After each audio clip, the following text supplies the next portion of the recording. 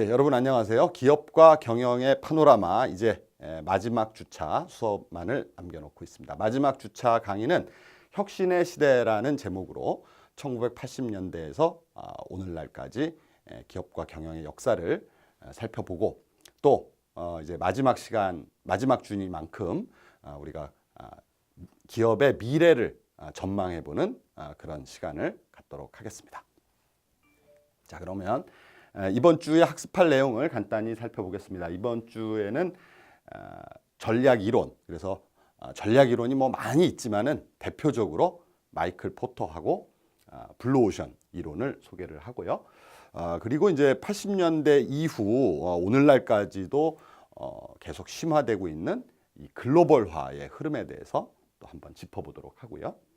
그리고 이제 지식 경영과 혁신, 이제 오늘날의 이 기업과 오늘날의 기업은 계속 혁신을 통해서 성장하고 있기 때문에 지식의 중요성과 혁신의 중요성에 대해서 한번 살펴보도록 하고요. 그리고 이제 이 시기에 이 경영 현장에서 아주 그 또 큰 흐름 중에 하나가 일본의 기업들이 경쟁력을 가지고 그동안 세계 경제를, 세계 비즈니스를 제패하고 있던 이 미국 기업들에게 강력한 도전장을 냈던 시기이기도 하기 때문에 일본 기업에 대해서 한번 이야기를 해보도록 하겠습니다. 그리고 이제 뭐니 해도 1990년대 후반부터 이제 2000년대 이후 오늘날까지도요, 가장 그 중요한 변화라는 것은 바로 닷컴이라고 말하는 소위 인터넷 비즈니스의 등장입니다. 그래서 이 인터넷 비즈니스가 어떻게 등장을 했고 또 2000년대 초반에 어떤 버블의 붕괴가 또 어떻게 해서 오게 됐는지 한번 살펴보도록 하겠습니다. 그 다음에 이제 그 엔론과 월드컴의 파산 문제를 저희가 생각해 보면서 이 기업이 그동안 무리하게 이렇게 수익성만을 추구했던 어떤 부작용에 대해서도 한번 논의를 해보도록 하고요. 그리고 이제 마지막 부분으로서 오늘날 그 비즈니스를 이렇게 지배하고 있는 그런 기업들을 우리가 플랫폼 기업이라고 이렇게 말을 할 수 있고요. 그래서 그런 하나의 현상을 플랫폼 혁명이라고 부를 수 있는데 여기에 대표적인 네 개의 기업들을 중심으로 해서 이 플랫폼 혁명이라는 것이 과연 무엇이고 어떻게 진행되고 있는지 이런 내용들로 살펴보도록 하겠습니다. 그리고 마지막 부분에 앞에서 말씀드린 것처럼 이제 미래를 한번 전망해보는 그런 시간을 갖도록 하겠습니다. 자, 그럼 본격적으로 강의 시작하겠습니다.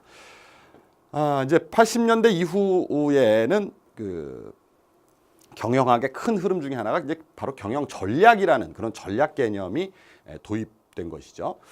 지난 시간에도 이야기를 했지만 이제 경영이라는 것이 더 이상 어떤 주먹구구식으로 되는 것이 아니고 어떤 그 계획에 의해서 또 어떤 목표를 달성하기 위한 그 어떤 그 경쟁에서 승리하기 위한 그런 방법들을 찾아내는 그런 과정이라고 보기 때문에 이 전략이라는 개념이 도입이 되고 또 전략 컨설팅 회사들이 등장을 하면서 전략은 이제 뭐 모든 기업에 아주 보편화된 용어가 됐다고 말씀드릴 수 있겠는데 그 중심에 있던 사람이 바로 여기에 보시는 하버드 대학의 마이클 포터 교수입니다. 그래서 오늘날에도 뭐 전략하면 가장 먼저 떠오르는 인물 중에 한 명이 이제 마이클 포터가 되겠는데요.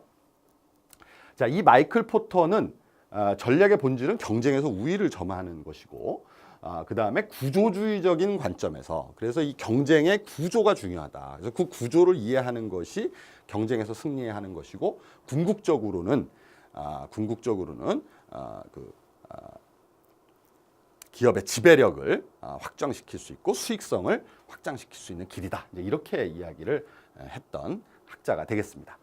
그래서 이분은 이제 경제학을 원래 전공했던 분이에요. 그래서 산업경제학의 틀을 경영에 접목시켜서 비즈니스 전략의 배경으로 삼고요. 그래서 그 경제학의 모델을 하나의 구조로 해가지고 그 산업 구조를 파악하는 그 산업 구조론을 주창했던 그런 학자가 되겠습니다. 그래서 이 마이클 포터의 그 그 산업 구조로는 5가지 경쟁 요인으로 돼 있다. 이제 이렇게 얘기를 하는데 이 5가지 요인이 이런 것이죠. 새로운 경쟁자의 진입, 신규 경쟁자죠. 그리고 대체품의 위협, 구매자의 교섭력, 공급자의 교섭력, 그리고 기존에 있는 경쟁 관계에서 기존의 경쟁 관계가 요 가운데에 자리를 잡게 되고 이 기존의 경쟁 관계를 바꿀 수 있는 그런 어떤 가능성이 있는 요소들로서 요 4가지의 요인들. 그래서 총 5가지의 요인이 경쟁 구조를 형성한다. 이렇게 보고요. 따라서 이 5가지 요인들을 분석을 하면 이 경쟁 구조를 파악할 수 있고 올바른 전략을 도출해낼 수 있다. 이렇게 주장했던 것입니다. 그리고 이제 또 포터 교수가 주장했던 중요한 내용 중에 하나가 바로 이제 본원적 경쟁 전략이라서 모든 기업들이 다양한 전략을 갖고 있지만은 그 가장 기본이 되는 전략은 결국은 3가지다. 이렇게 얘기하고 있어요. 그것은 차별화냐, 아니면 비용 우위, 즉 가격 우위 전략이냐, 아니면 집중화 전략이냐. 이렇게 3가지의 본원적 경쟁 전략이라는 것들을 제시했던 그러한 학자입니다.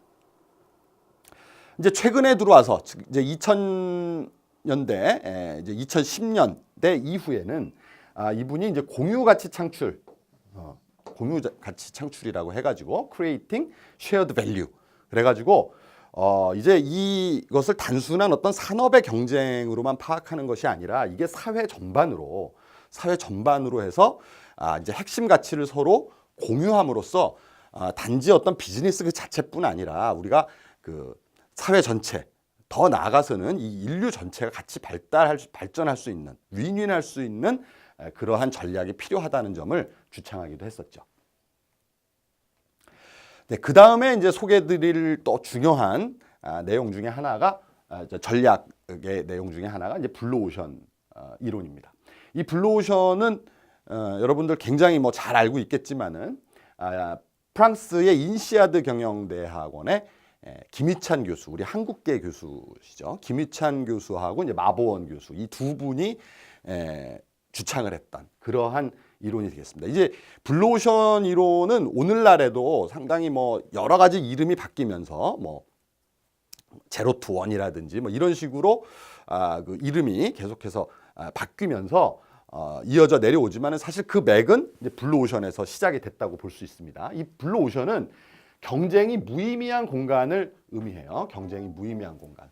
즉, 이 그 블루오션에서는 새로운 수요를 창출하고 점유하고 그리고 비용을 절감하는 동시에 고객에게 높은 가치를 제공하는 그런 기존의 경쟁과는 다른 기존에는 뭐 굉장히 한정된 그런 시장을 놓고 여러 기업들이 서로 이제 경쟁을 하는 것이었다면 블루오션은 그렇게 경쟁을 하지 않는 왜냐하면 새로운 수요를 창출하는 그런 시장이기 때문에 그래서 기업들이 무의미한 기존의 어떤 시장 좁은 시장을 놓고 다투는 레드오션에서는 결국은 가격 경쟁이 될 수밖에 없고 그렇게 가격 경쟁이 되니까 자꾸 점점 가격을 낮추기 때문에 출혈 경쟁이 생기고 결국은 경쟁에서 이겨도 수익성이 그렇게 높지 않다 이렇게 이제 얘기를 하고 있는 것이죠. 그래서 이런 경쟁은 그만두고 이제 블루오션 새로운 수요를 창출해서 경쟁이 그렇게 심하지 않은 그런 공간을 기업들이 창출해야 된다 이렇게 이야기를 하고 있는 것입니다. 그래서 시장의 노예가 되지 말고 시장 구조를 창출하라. 이것이 이전에 마이클 포터 교수가 얘기하고 있는 본원적 전략에서는 기업은 차별화를 하든지 아니면 비용 우위를 하든지 이 2가지는 양립할 수가 없고 그 둘 중에 하나를 선택해야 된다고 이렇게 이야기를 했는 거거든요. 근데 이 블루오션 전략에서는 바로 이런 것이죠. 저비용. 그러니까 비용을 적게 들이면서도 고객 가치, 차별화된 고객 가치 창출할 수 있다. 이러기 때문에 이것이 굉장히 그 패러다임을 바꾼 그런 이제 이론으로 우리가 알게 되는 것입니다. 네. 그래서 이런 블루오션을 수립하는 그 블루오션을 창출하는 방법으로는 이제 ERRC라고 해서 가치 없는 요소는 제거하라, eliminate. 그다음에 아무런 이익이 없이 비용 구조를 악화시키는 그런 요인들은 축소시켜라, R. reduce. 그리고 구매자들이 타협하지 않는 요소는 증가시켜라. 구매자들이 타협하지 않는 요소라는 것은 뭐냐면 다른 것들은 다 없어도 구매자들이 핵심적으로 원하는 그 가치, 그거 같은 경우는 오히려 증가시켜야 된다. raise. 그러니까 비용 요소는 많은데 고객들이 그렇게 썩 중요하게 여기지 않은 부분들은 과감하게 없애든지 아니면은 감축시키고 고객들이 가치를 느끼는 부분에 있어서는 증가시키라는 것이죠. 그리고 새로운 가치의 원천을 만들어라. 그러니까 이건 지금까지 없었던 어떤 새로운 가치를 만들려는 그런 노력을 해라. 그러니까 create. 그래서 ERRC의 프레임을 제시하게 되는 것이죠. 자, 그 다음에 이제 말씀드릴 내용은 글로벌화입니다. 글로벌화. 이건 1995년도에 국제무역기구 WTO가 출범하면서 이제 하나의 공식처럼 이렇게 만들어졌는데 사실 그 이전에서부터도 이 자유무역에 대한 그런 그 자유무역을 진흥시키고 자유무역을 좀 더 활성화시켜야 된다라는 이런 주장들은 계속해서 제기가 되어 왔습니다. 왜냐하면 자유무역이라는 것이 결국은 모든 그 어떤 비교 우위설에 의해서 모든 국가들에게 다 번영을 줄 수 있다. 그래서 그동안 국가에 의해서 막혔던 여러 가지 무역 장벽, 그리고 제도적인 장벽들, 자본, 상품, 인력 이런 것들이 국가 간에 이동하는 것을 제한했던 그런 여러 가지 장벽들을 제거함으로써 더 모든 나라들이 다 잘 살 수 있다. 이러한 논리가 되겠습니다.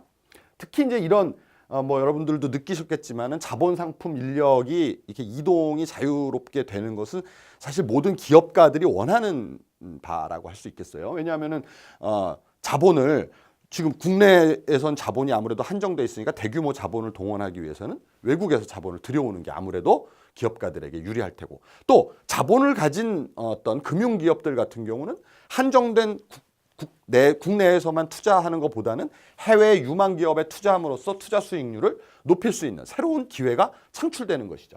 그다음에 상품 역시 관세가 없이 이렇게 자유롭게 이동을 하게 된다면 지금 우리가 생산하고 있는 이 제품을 더 많은 사람들에게 또 팔 수 있다. 이런 것이고요.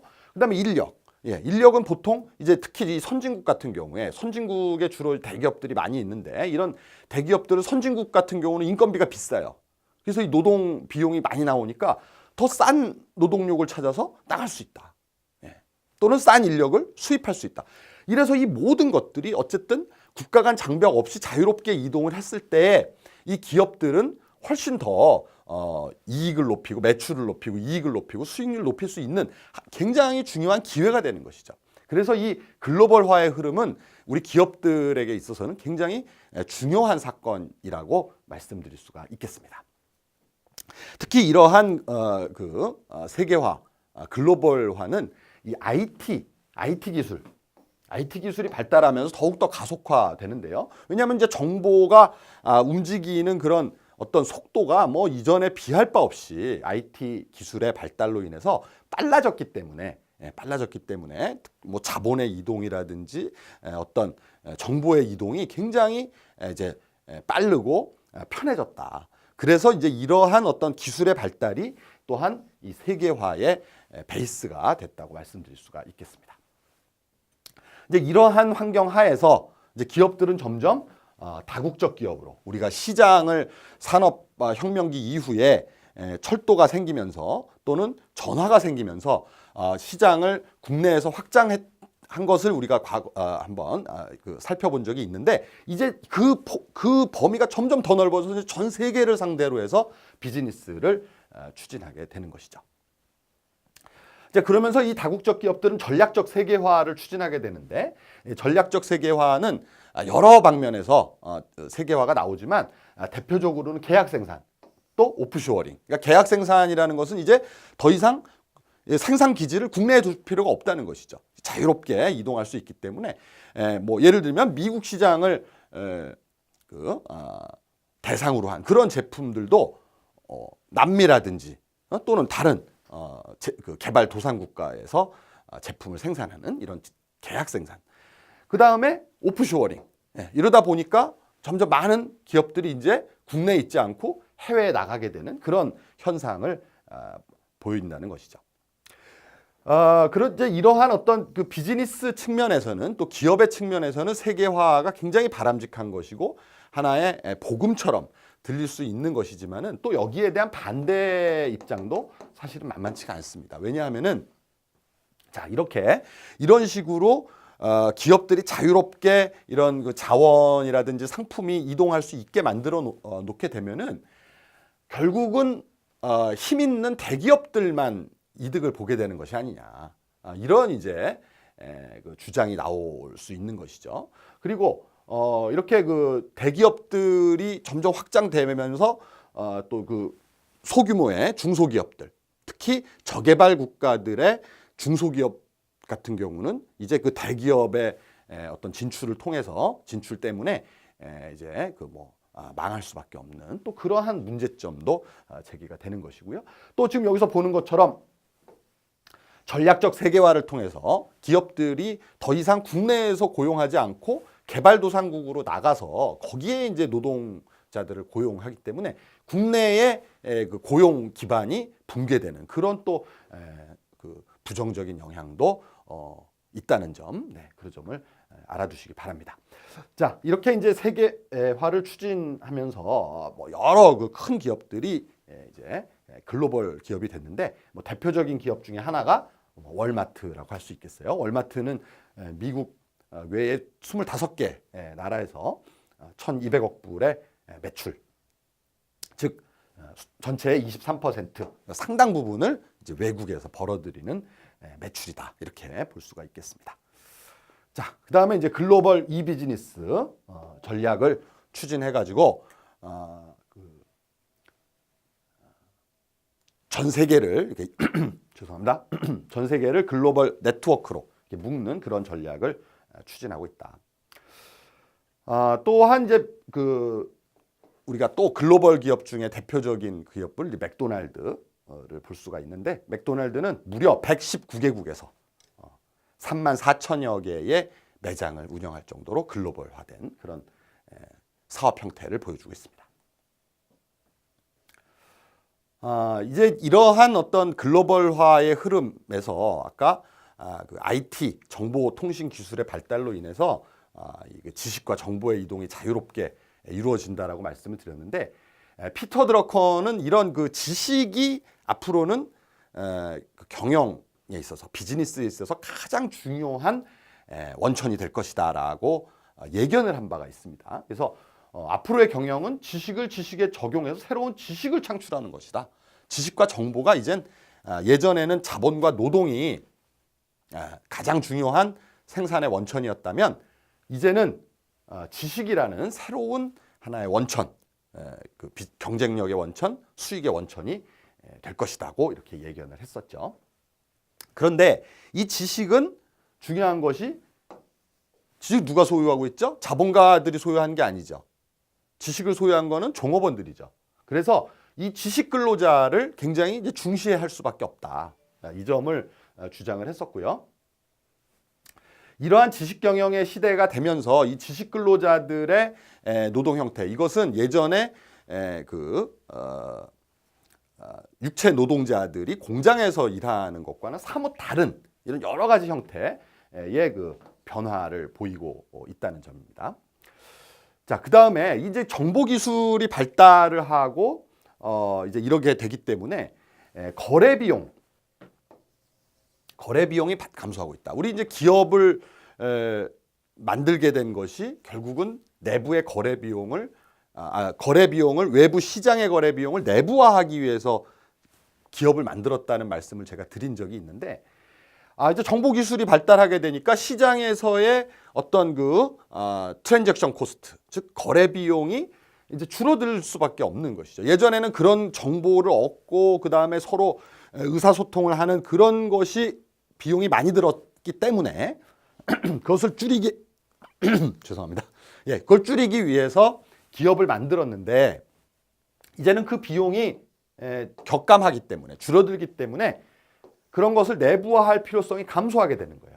그래서 이제 아웃소싱이 보편화되게 된다. 이 예견은 뭐 정확하게 맞아 들어간 그런 예견이라고 볼 수가 있겠습니다. 그 다음에 이제 또 지식경영 시대에 일어나는 변화가 뭐냐면은 정보를 갖고 있는 고객이 주도권을 행사한다. 자, 예전부터 이제 고객 중심의 마케팅을 해야 된다, 고객 중심의 사고를 해야 된다, 고객 중심의 경영을 해야 된다, 이런 말은 많이 있었습니다만은 사실은 기업이 대부분의 제품에 대한 정보를 갖고 있었기 때문에 소비자들은 어떻게 보면 기업의 주도권 하에서 따라갈 수밖에 없었던 그러한 상황이었다면, 이제 오늘날은 이 정보가 보편화되면서 지식의 독점이 많이 깨지는 거예요. 뭐 대표적으로 보면은 예전에 이제 의료 분야를 보면은 예전에는 의사들이 모든 의료 지식을 독점하고 있었고, 환자들은 의사가 그냥 하는 대로 따라갈 수밖에 없었죠. 의사가 뭐 이렇게 하라 그러면 이렇게 하고. 근데 오늘날에는 고객들이 이제 즉 환자들이 굉장히 많은 정보를 알고 있고, 또 그 의사 개개인에 대한 정보도 알고 있고요. 이렇게 되기 때문에 오늘날에는 의사들에게 어떤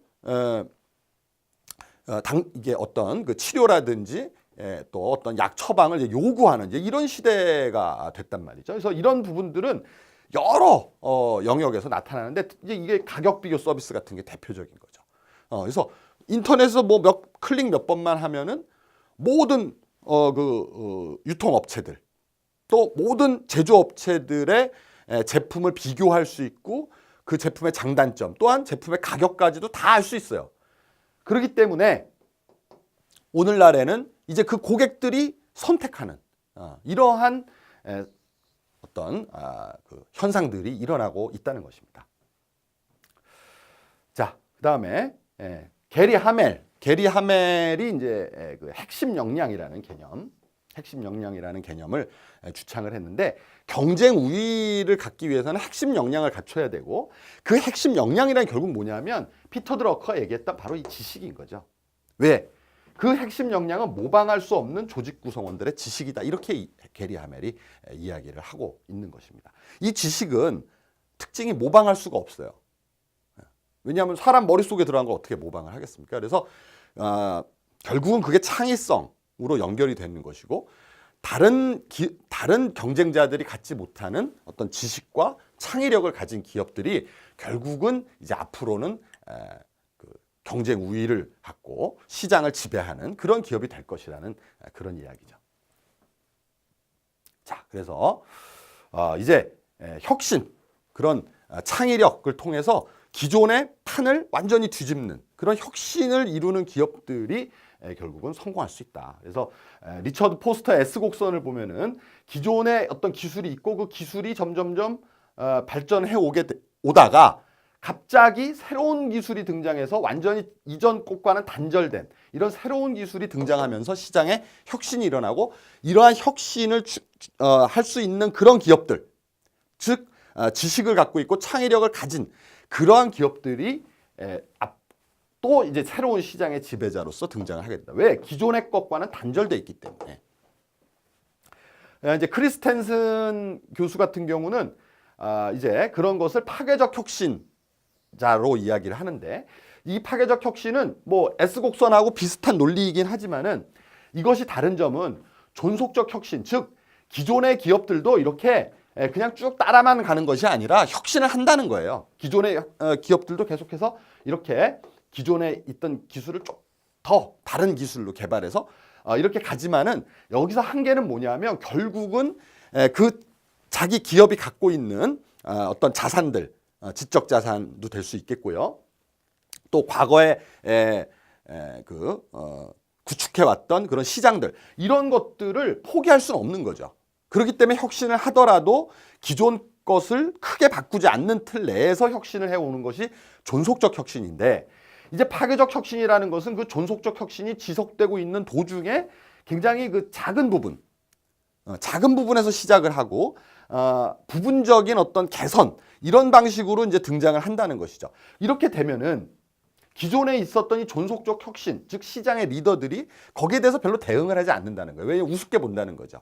별거 아닐 거다. 저건 굉장히 지금 낮은 수준의 어떤 그런 개선이기 때문에. 그런데 이 파괴적 혁신이 이제 어느 순간에 이 존속적 혁신자를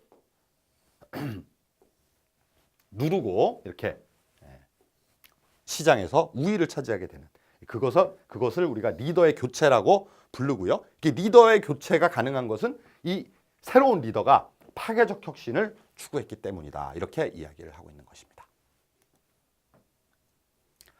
자, 그다음에 이제 일본 기업에 대해서 또 한번 이야기를 해보겠습니다. 일본 기업들은 특히 일본의 자동차 기업들이 80년대 이후에 전 세계 자동차 시장을 제패하게 됩니다. 특히 미국 시장에서 자동차의 종주국이라고 말할 수 있는 미국에서 일본 자동차들이 약진을 하게 됨으로써 미국 기업들이 굉장히 위기감을 느끼고 도대체 왜 일본 기업들이 이렇게 성공적이었나를 연구하기 시작한 것이 또 이 시기라고 볼 수 있겠습니다. 자, 우리 뭐 대표적인 기업은 일본의 도요타죠. 지금 그 미국의 GM하고 세계 1, 2위 자리를 다투고 있는 그런 자동차 기업인데 일본 기업은 일본의 이 도요타는 1918년에 시작을 했고 1936년에 도요타라는 이름으로 개명을 했습니다. 그래서 이 도요타는 처음부터 이제 우리는 미국 시장 가겠다. 아주 굉장히 도전적인 그런 목표를 설정을 하고요.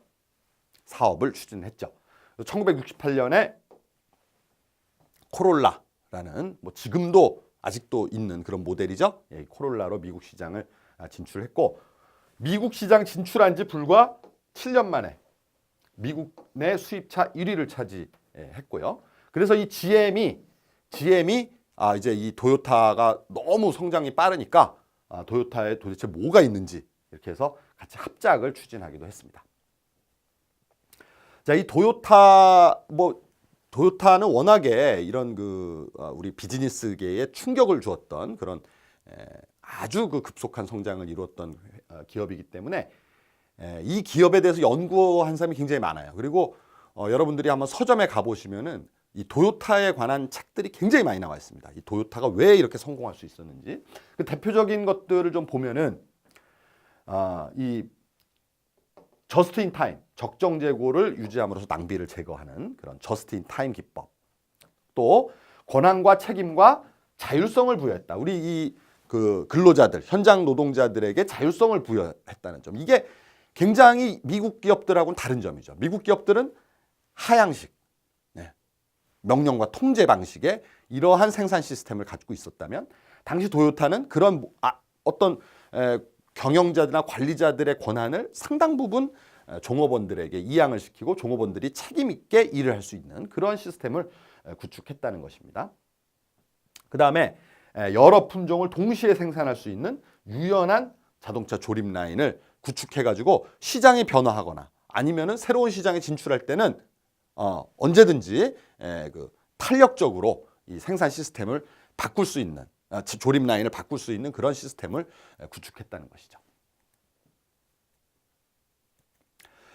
자, 다음에 이제 소개를 해드릴 내용은 우리 1980년대 이후 또 우리나라에도 90년대 이후에 굉장히 보편적으로 많이 사용이 됐던 바로 성과주의라는 그런 이야기입니다. 이 성과주의의 대표적인 기업을 GE라고 말씀드릴 수가 있는데 이 GE는 여러분 잘 아시는 토마스 에디슨이 발명왕 토마스 에디슨이 만든 회사예요. 자, 근데 이 토마스 에디슨에 의해서 창업된 이 회사가 최근까지도 1896년 다우지수 미국의 우량 기업들의 주가를 이렇게 인덱스로 만든 게 이제 다우지수인데 이 다우지수에 편입이 될 정도로 당시에 굉장히 미국에서도 영향력이 큰 그런 기업이었고 최근까지라고 말씀드리는 것은 올해까지도 다우지수에 편입이 돼 있었던 그런 대표 기업입니다. 그래서 주로 가전제품, 냉장고라든지 이런 백색 가전을 만들었고 발전 설비 최근에는 이제 발전 설비 이렇게 어떤 중공업 분야에서 활약을 했던 그런 기업이 되겠습니다.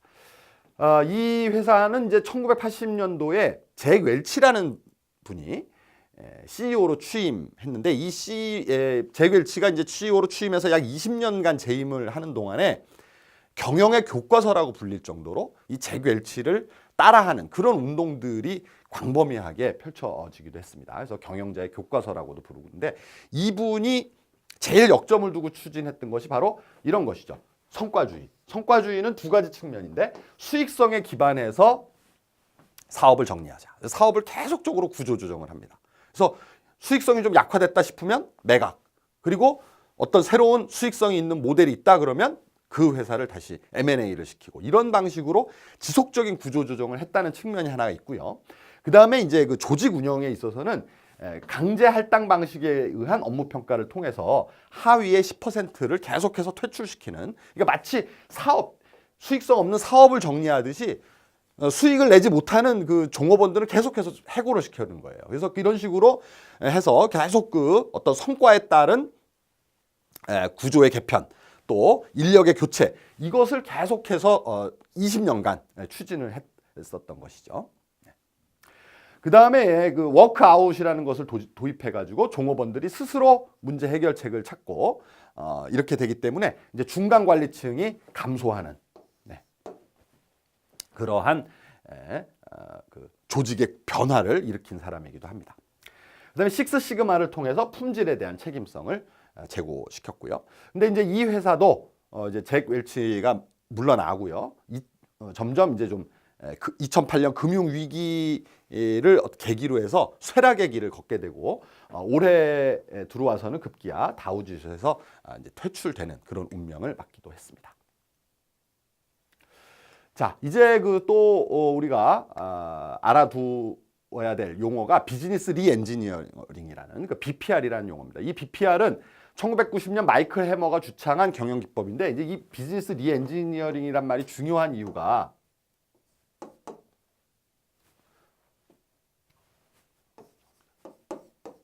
우리가 요즘 보편적으로 많이 쓰는 이 구조조정이라는 용어 이것이 등장하게 되는 하나의 배경이 되는 그런 용어이기 때문에 우리가 좀 주목을 해볼 필요가 있어요. 이 마이클 해머는 우리가 기존의 수익성을 높이기 위해서는 기존에 하고 있는 업무를 한번 하나하나 다 뜯어봐야 된다. 그래서 거기서 낭비 요소들이 다 있다는 거야. 군살이 많이 붙어 있고 기름이 껴 있는 거예요. 그런 것들을 다 띄어버려서 근본적인 재설계를 함으로써 경영 효율을 높여야 된다. 이런 주장을 했던 것입니다.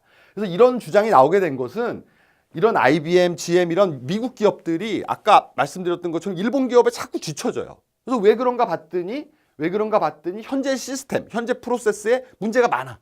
그래서 이분은 굉장히 그러면 그 프로세스에 있는 문제를 조금 어떻게 개선하는 방향 이렇게 해서는 안 되고 현재 시스템을 완전히 파괴를 시켜서 제로 베이스에서 시작을 해야 된다는 것이고요. 업무 자체를 뭐 효율화시키는 것보다는 필요 없는 것들은 그냥 업무 자체 없애버리라는 거예요. 그래서 완전히 그 새로운 시스템으로 개편해야 된다. 그래서 그것이 바로 비즈니스 프로세스를 리엔지니어링, 다시 새롭게 구축하는 것을 주장을 했다는 것이죠. 자, 그래서 이러한 그 BPR은 이거 역시 굉장히 그 인기를 많이 얻었고요. 그 전 세계 기업들이 보편적으로 많이 쫓아했던 그러한 그 하나의 경영 프랙티스라고 볼 수가 있겠는데 여기에 대해서 비판도 많이 또 제기가 됐어요. 결국은 이 리엔지니어링이라는 말이 이런 많은 프로세스를 낭비 프로세스를 없애고 철저하게 수익성 위주 또는 고객 위주로 재편해야 된다라는 말은 그렇게 이제 하고 있는데 결국은 그것이 결국 구조조정하겠다는 얘기고 그것은 사업의 슬림화 또 대량 해고 이런 것들의 빌미가 됐다는 거예요.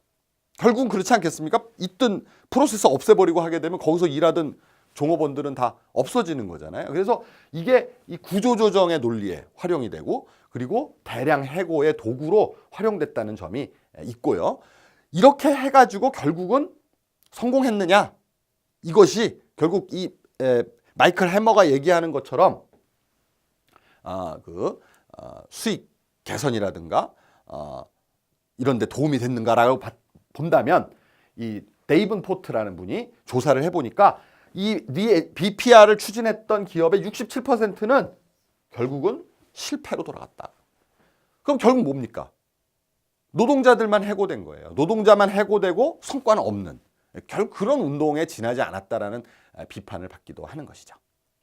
자, 오늘 수업은 여기까지 하고요. 다음 시간에 이제 남은 부분 강의를 하도록 하겠습니다. 예, 수고하셨습니다.